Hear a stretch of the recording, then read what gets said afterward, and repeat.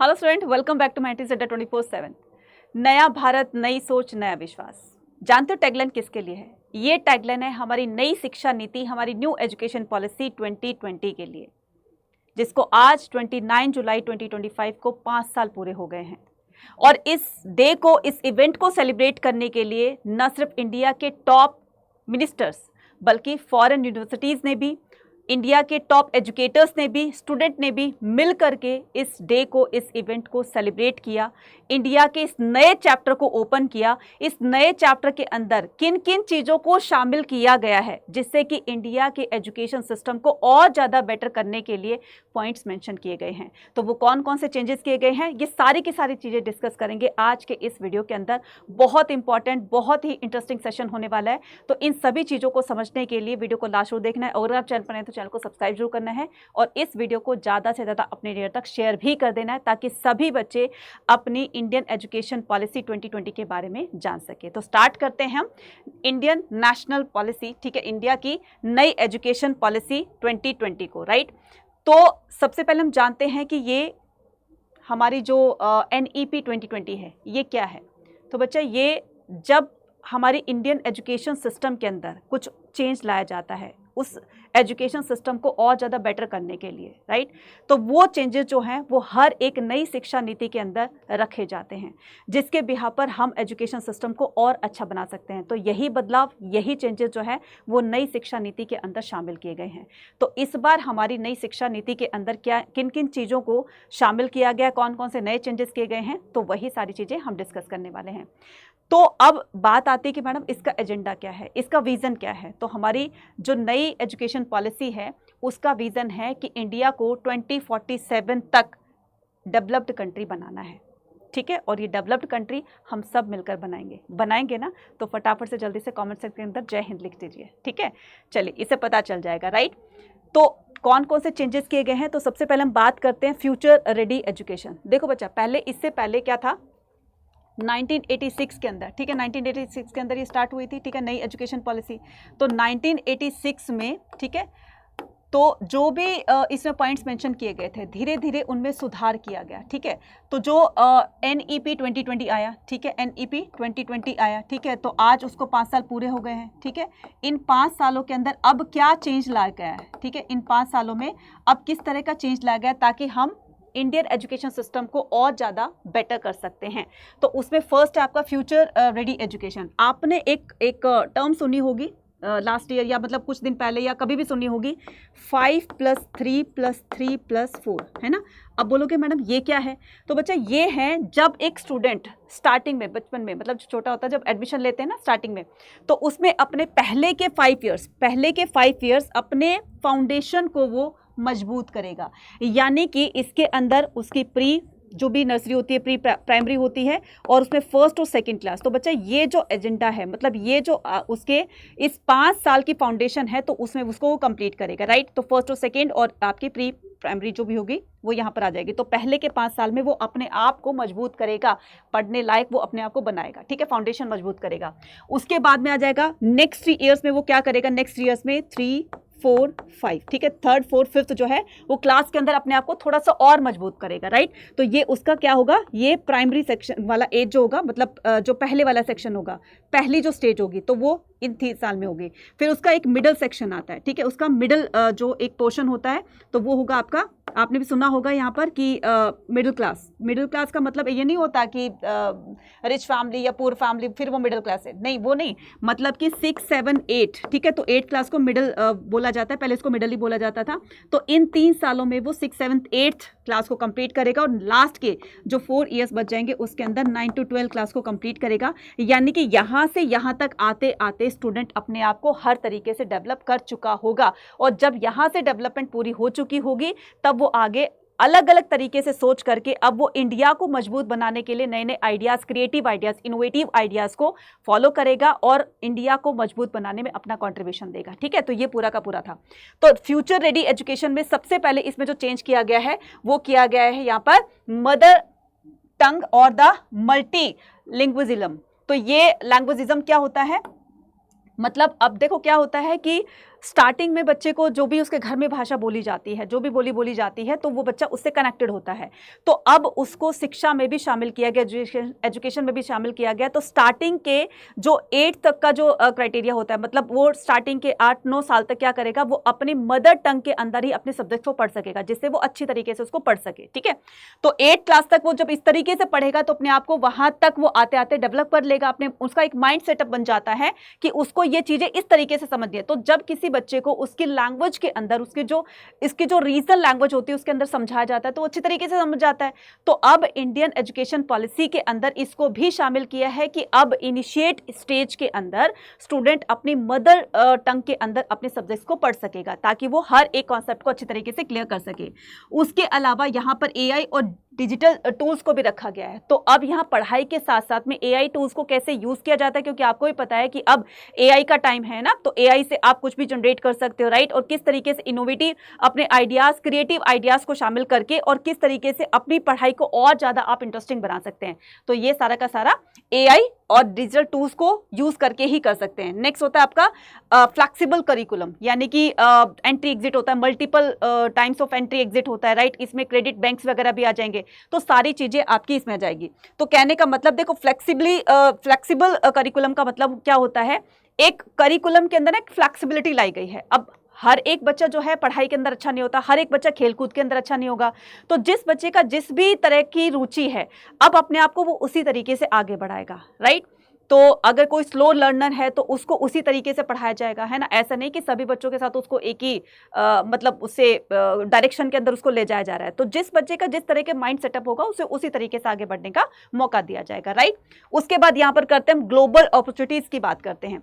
Global opportunities का मतलब होता है अब एक बड़े लेवल पर, है ना, बड़े लेवल पर अब एक स्टूडेंट सोच करके अपने आप को आगे बढ़ा सकता है, जिसमें सबसे पहले हम बात करते हैं फॉरेन यूनिवर्सिटीज की। इंडिया के अंदर अब आने वाले टाइम में फॉरेन यूनिवर्सिटीज भी यहाँ पर ओपन की जाएगी, सो दैट कोई भी इंडिया का स्टूडेंट जो है अगर फॉरेन यूनिवर्सिटी में, उसको क्या करना होता था, फॉरेन जा करके वहाँ पर पढ़ाई करनी होती थी। लेकिन जब वो खुद ही उठ करके इंडिया आ रही है तो इंडिया का बच्चा अब फॉरेन यूनिवर्सिटीज़ में एडमिशन ले सकेगा, अपनी नॉलेज को और ज़्यादा एक्सप्लोर करेगा, और कहीं ना कहीं जो उसका सपना था कि मुझे फॉरेन यूनिवर्सिटी से मुझे ग्रेजुएशन करनी है वगैरह वगैरह, वो सपना उसका यहाँ पर पूरा हो सकता है। ठीक है, उसके लिए बहुत सारे यूनिवर्सिटी से टाई अप भी किए गए हैं। ठीक है, और ग्लोबल एजुकेशन एक्सेस, तो उसको इससे क्या होगा, उसको एक ग्लोबल तौर पर ना सिर्फ वो इंडिया के बारे में जानता है, ठीक है, अब वो बड़े लेवल पर यानी कि अदर कंट्रीज के बारे में जानता है कि भाई वहां पर क्या चीज होती है, कैसे पढ़ाया जाता है, कैसे उनकी एजुकेशन सिस्टम होता है वगैरह वगैरह। और बहुत सारे रिसर्च में भी अब उसकी पार्टिसिपेशंस देखी जाएंगी, राइट।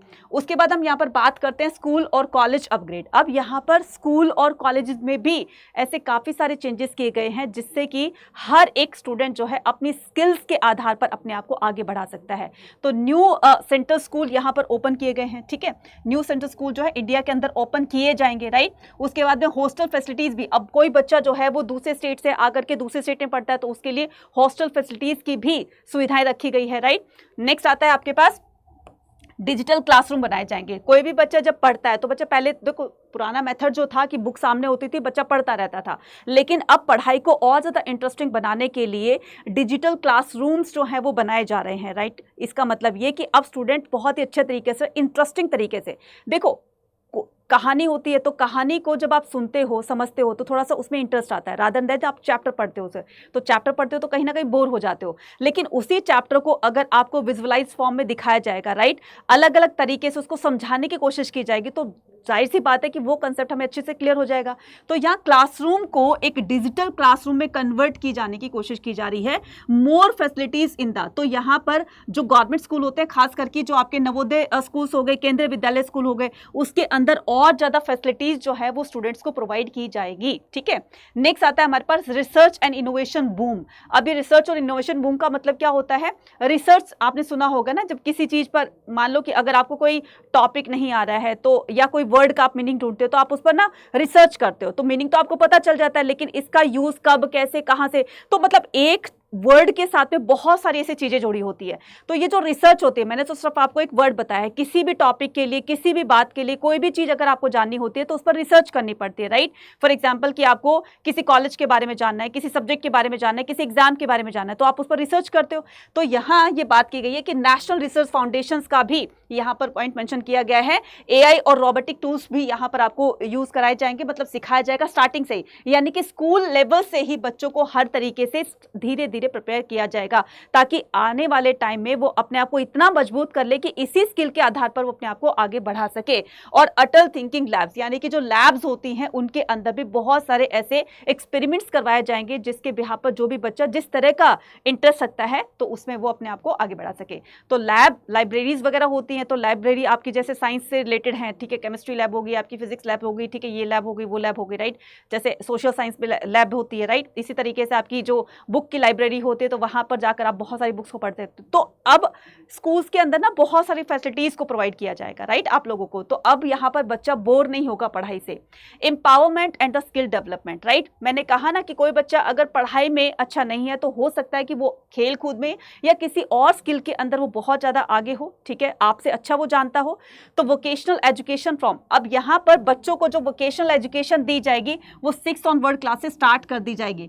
5th तक बच्चा जो है अपनी पढ़ाई करेगा, अपने आप को मजबूत करेगा, लेकिन जैसे वो 6 क्लास में होगा तो उसको जिस भी काम के अंदर इंटरेस्ट है, फॉर एग्जाम्पल किसी को जो है वो इलेक्ट्रिशियन जो है मतलब वायर वगैरह जोड़ने में, इनमें बहुत ज्यादा रुचि रखता है, ठीक है। आपने भी देखा होगा कि बॉयज को खास करके उसके पास कोई टॉय आता है तो टॉय को क्या कर देते, मतलब एकदम उसका ऑपरेशन कर देते हैं ना, तो उसके व्हील कहीं पर होते हैं, उसका कहीं पर, फिर उसको जोड़ देते हैं। तो वो बच्चे की स्किल है कि वो बच्चा किस तरीके से उसको जो है वो अपने हिसाब से उसको ऐड ऑन कर रहा है, अपने हिसाब से उसको ज्वाइन कर रहा है, पार्ट्स को ज्वाइन कर रहा है वगैरह वगैरह।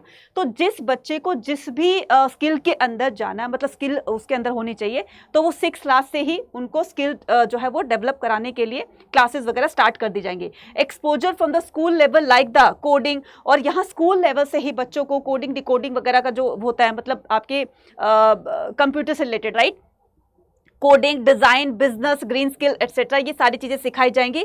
इसका पर्पस क्या है, इसका मकसद क्या है कि आप लोगों को यानी कि स्टूडेंट को सेल्फ रेलिएंट बनाना, यानी कि वो किसी पर निर्भर ना रहे, तो अपना आत्मनिर्भर बनाने के लिए उनको जिस भी स्किल के अंदर जाना है, अपने आप को उसके अंदर आगे, उस फील्ड के अंदर आगे बढ़ाना है, तो वो उस फील्ड में जाकर के स्टार्टिंग से ही 6 क्लास से ही उसी फील्ड में आगे चलकर और अपना करियर बना सकता है, ठीक है।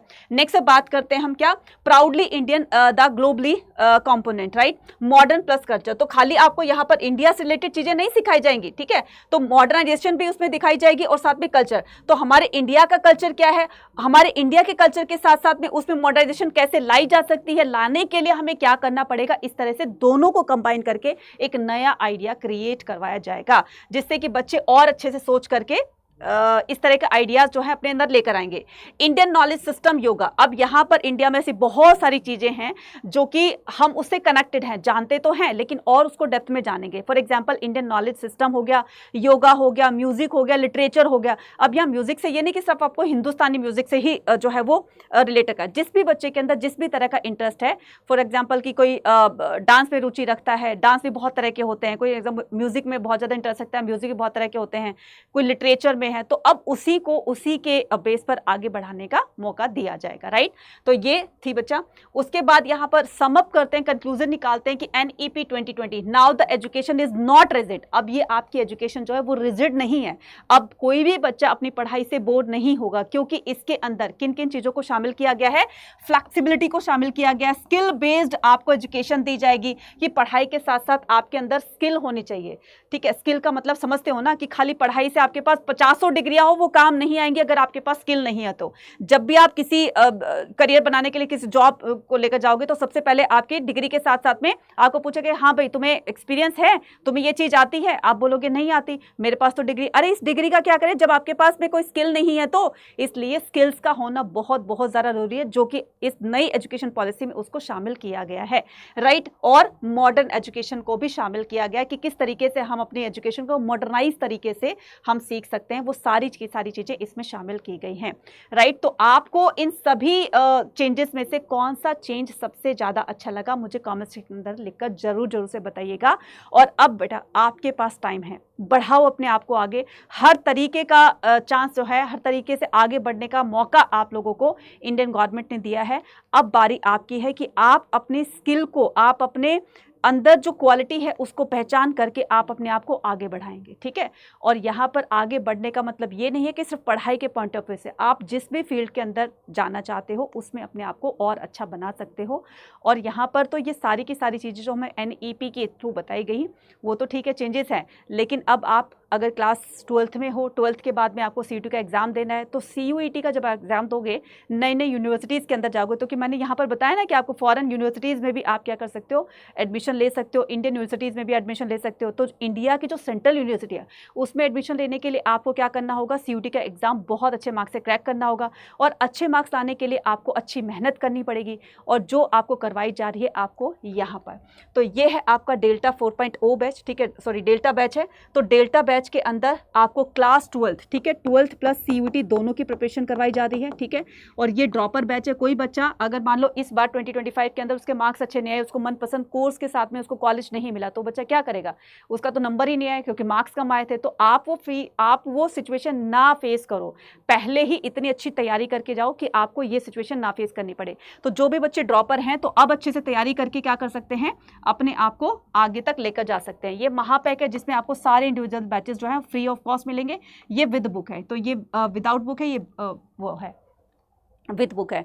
और ऐसी बहुत सारी जो PDF वगैरह ये सब होती हैं, या जो मैं अपनी इंपॉर्टेंट जो चीज़ें होती है, क्विजेज वगैरह होती है, तो वो अपने टेलीग्राम चैनल पर डालती रहती हूँ, तो आप इसको भी जोर जोर से एनरोल कर दीजिए। इन सभी बैचेस में डिस्काउंट पाने के लिए Y489 कूपन कोड यूज़ करना है, एनरोल भी कर लोगे और इसमें मैक्सिमम डिस्काउंट भी पालोगे। 40% का डिस्काउंट अभी जो है आपके हर एक कोर्स पर चल रहा है, तो 40% के डिस्काउंट को अवेल करने के लिए Y489 कूपन कोड यूज़ करना है आपने। और कैसे करोगे, कहाँ से करोगे, तो अड्डा 24/7 की एप्लीकेशन को फटाफट से डाउनलोड कर लीजिए। अभी डाउनलोड करने के बाद यहां पर आपको ऑल कोर्सेज पर जाना है। देखो ये आपकी मर्जी है कि आप अभी क्लास 12th का बैच लेना चाहते हैं तो बैच 12th का भी है, अगर आप CUET प्लस 12th का दोनों का लेना चाहते हैं तो वो भी है। अगर आप बोर्ड के पॉइंट ऑफ व्यू से सोच रहे हो कि पहले मैं अपने बोर्ड ही करूंगा, तो उसके लिए क्लास 12th यहाँ पे स्कूल के 12 पर जाना है, यहाँ पर बोर्ड का है। ये देखिए यहाँ पर है आपका लक्ष्य बैच, ठीक है, लक्ष्य बैच आर्ट्स स्ट्रीम के लिए, यहाँ पर 4 सब्जेक्ट्स आपको पढ़ाए जाएंगे, ठीक है। और यहाँ पर बाय नाउ करना है, बहुत ही मिनिमल प्राइस आपके लिए रखा गया है। तो जो भी बच्चा अपनी बोर्ड एग्जाम में बहुत अच्छा स्कोर करना चाहता है, Y489 कूपन कोड लगा करके आप क्या कर सकते हो, यहाँ पर हमसे डेली लाइव क्लासेस में पढ़ सकते हैं। और कभी अगर आपकी लाइव क्लासेस छूट जाती है, ठीक है, मिस हो जाती है, तो आपको रिकॉर्डेड फॉर्म में भी दिखाया जाएगा, राइट। अब कोई बच्चा कहता है कि मैडम मुझे तो अभी से ही क्लास 12 तो CUET की तैयारी करनी है, क्योंकि CUET का एग्जाम जो है वो ईयर बाय ईयर डिफिकल्ट होता जा रहा है, तो मैं इस डिफिकल्टी से बाहर आना चाहता हूं, मैं वो सिचुएशन फेस नहीं करना चाहता जिसकी वजह से मेरे मार्क्स कम आए। तो आप UG PG एंट्रेंस एग्जाम पे क्लिक करके आर्ट्स पे क्लिक करोगे, जैसे आप आर्ट्स पे क्लिक करोगे तो यहां पर आएगा आपका डेल्टा बैच। डेल्टा बैच के अंदर आपको न सिर्फ डोमेन सब्जेक्ट बल्कि GAT लैंग्वेज भी आपको पढ़ाया जाएगा, यानी कि 7 to 8 क्लास वो आपकी जो सब्जेक्ट्स होंगे वो आपके इतने थोड़े से प्राइस पर, इतनी थोड़ी सी फीस पर आपको सारे के सारे सब्जेक्ट पढ़ाए जा रहे हैं 6985, जिसमें आपको दोनों एग्जाम की तैयारी करवाई जा रही है। अब ये डिपेंड करता है आप पर कि आप अपने आप को किस तरीके से आगे बढ़ाते हैं, क्योंकि अगर आप सोचते रह जाओगे टाइम निकलता चला जाएगा, टाइम पास होता चला जाएगा, बोर्ड एग्जाम पास में आ जाएंगे, बोर्ड एग्जाम के जस्ट बाद आपका CUET का एग्जाम आ जाएगा, टाइम बहुत कम रहेगा। इसलिए अभी से आज से ही शुरुआत कर दो, और आज से शुरुआत करोगे तभी जाकर के आप अपने CUET प्लस बोर्ड एग्जाम के अंदर अच्छा स्कोर कर सकते हैं, ठीक है। तो उम्मीद करती हूँ आपको ये वीडियो बहुत अच्छी लगी होगी, और अगर अच्छी लगी हो तो फटाफट से मुझे कमेंट स्क्रीन पर लिखकर जरूर बताइएगा। इसी तरह की इन्फॉर्मेटिव वीडियो को जानने के लिए, समझने के लिए चैनल को जोर जोर से सब्सक्राइब करें। Thank you.